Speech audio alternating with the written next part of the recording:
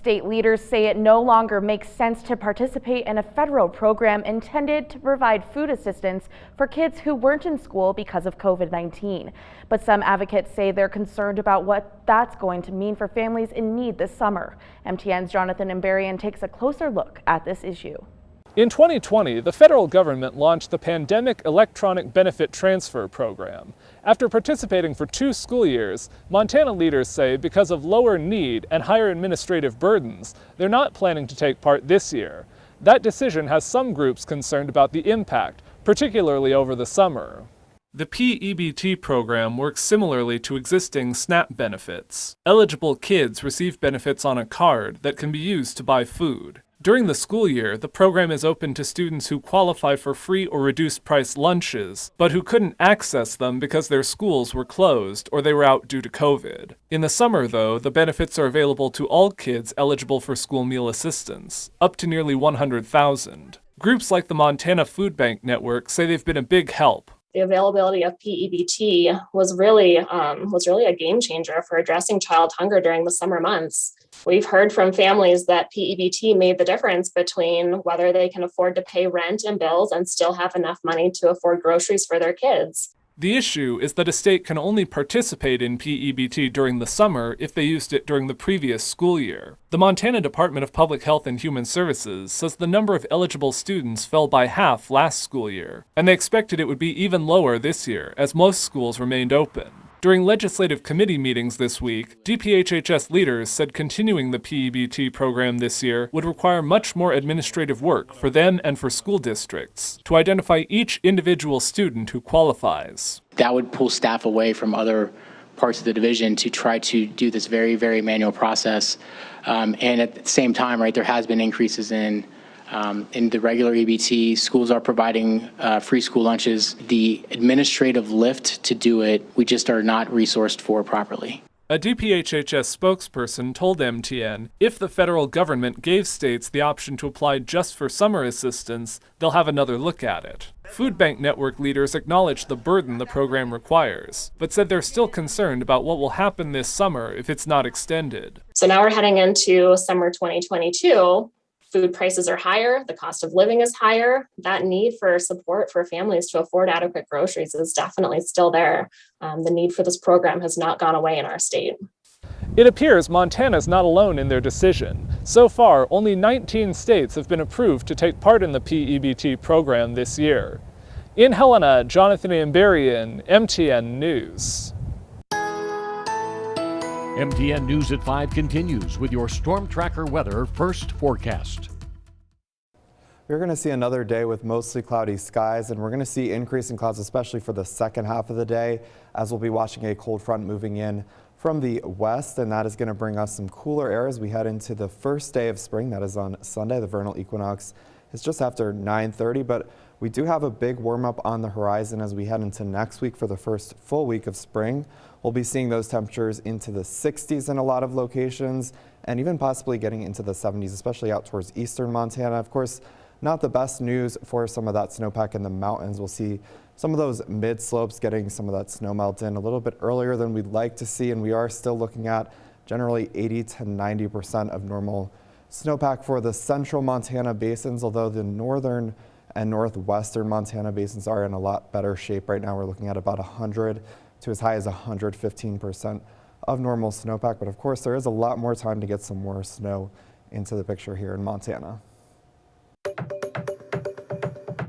The Travis W. Atkins VA Clinic is a testament to one man's courage and legacy while caring for some of Montana's bravest. What is a veteran? Allegiance to the flag of the United States of America. Oftentimes we say, well, a veteran is an 11 Bravo. He's an infantry rifleman. With liberty and justice for all.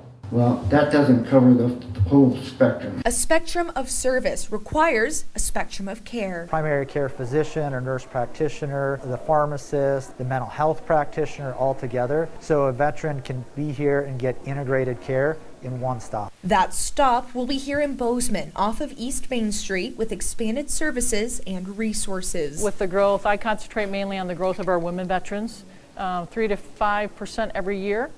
And so when I hear new buildings, I think access. that's child care, that's maternity care.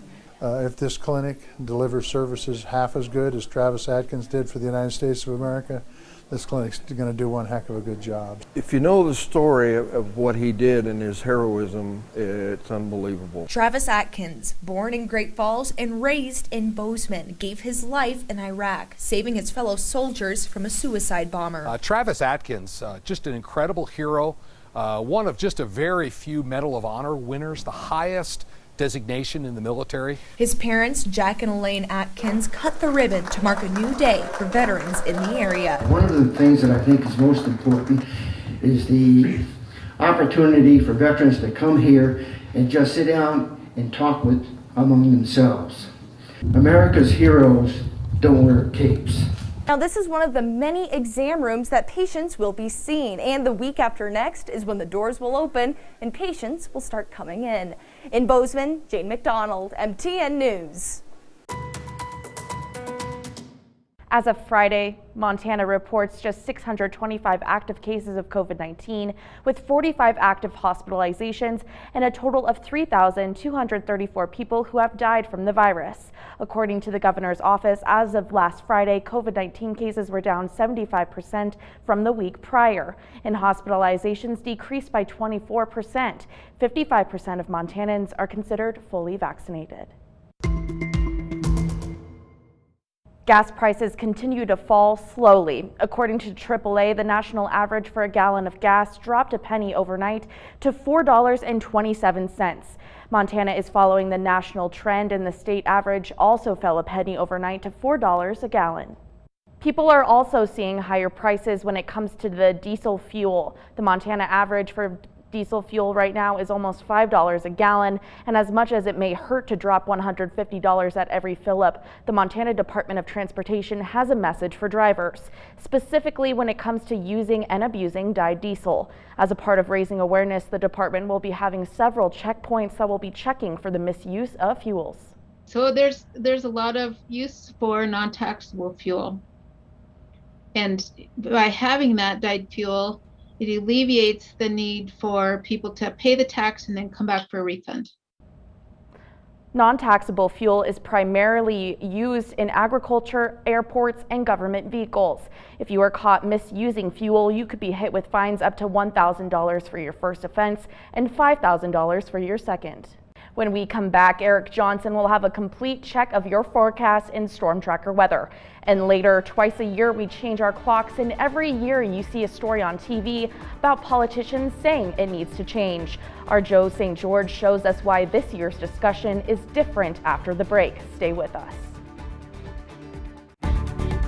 MTN News at 5 continues right after this.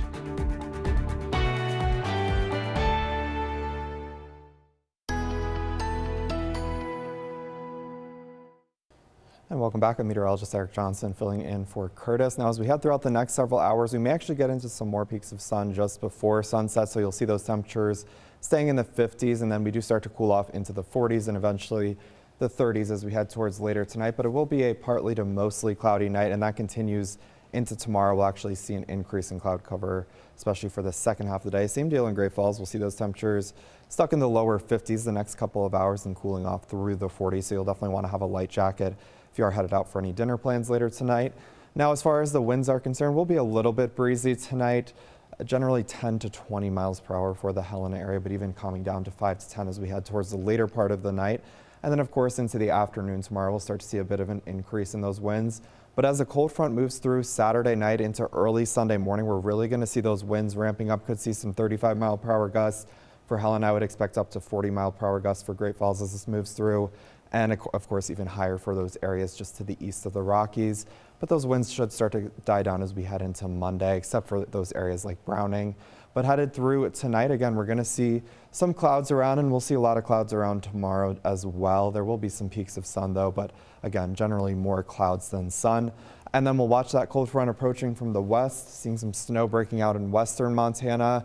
And we'll see those temperatures falling quickly as that front moves through. We're getting down into the 40s as we head into Sunday, and even the 20s and 30s overnight. So that's why we're going to see a lot of this in the form of snow and even some accumulating snow to the south of Helena in those higher elevations. Wouldn't even be surprised if you get a heavier burst of snow that you could see a coating in the Helena area, but I don't expect any major accumulations throughout the area.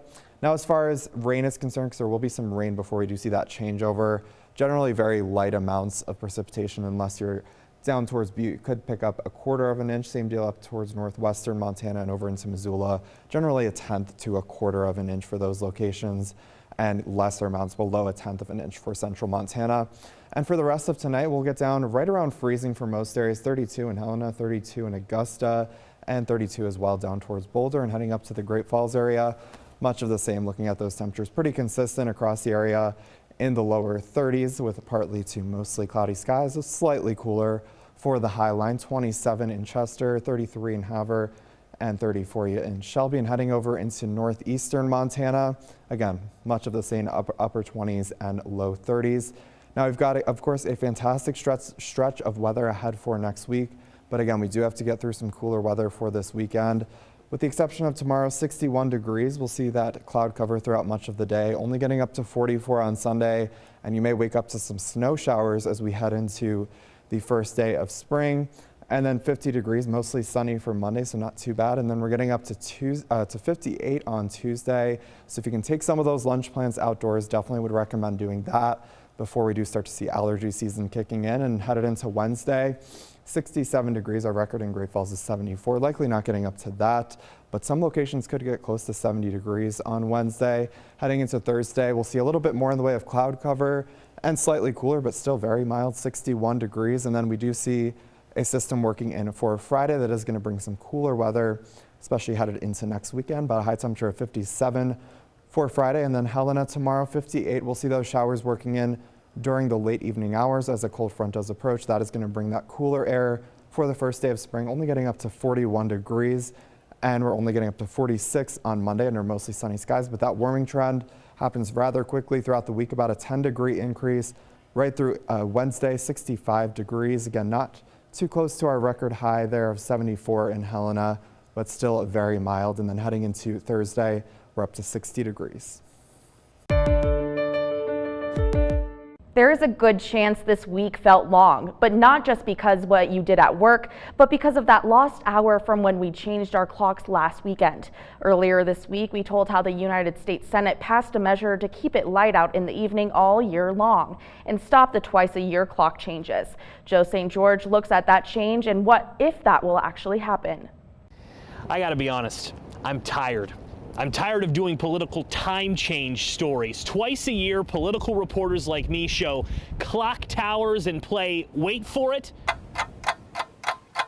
ticking clock sounds before playing a politician's soundbite on why it's time to stop springing forward or falling back. All of this clock video has become a bit cliche. But while I'm tired of telling this story, something actually happened this week that's making me pay attention. We don't have to keep doing this stupidity anymore. The United States Senate passed unanimously a bill to make daylight saving time permanent. It would get rid of the twice-a-year process of changing clocks. Currently, only Arizona and Hawaii stay on one time all year. The Senate voted this through on Tuesday. So where has the debate gone since then? Remember, for a bill to become law, not only does it have to pass the Senate, it must pass the House and then be signed by the president. And right now, there's a big question mark regarding whether this can pass in the House, and even more questions about whether the president will sign it. But there is some important perspective to this debate. On Christmas morning this year, if the country stayed in daylight saving time, the sun would rise in some places at a manageable hour. In San Diego and Las Vegas, it would rise around 7:50 local time, but it wouldn't rise until 8:50 in Salt Lake City. It wouldn't rise until 8:59 in Detroit. In Indianapolis, the sun wouldn't rise until 9:04. In fact, many American cities wouldn't see the sun until 8:15 or 8:45 during most of December and January. History also provides some unique perspective. President Richard Nixon actually made daylight saving time permanent back in the early 1970s, but it only took a few weeks of early morning accidents for Congress to recognize that they need to change the policy. It's time to recognize that we may have made a mistake, former U.S. Senator Dick Clark said in 1974 to his speech to Congress. He and his colleagues successfully repealed it a few months later. If this somehow becomes law over the course of the next few months, it wouldn't take effect until November 2023. So we all have a few more clock changes ahead. I'm Joe St. George reporting. Coming up next on the news at 5, a recap of Montana State's matchup with the Texas Tech Raiders. Stay with us. MTN News at 5 continues right after this.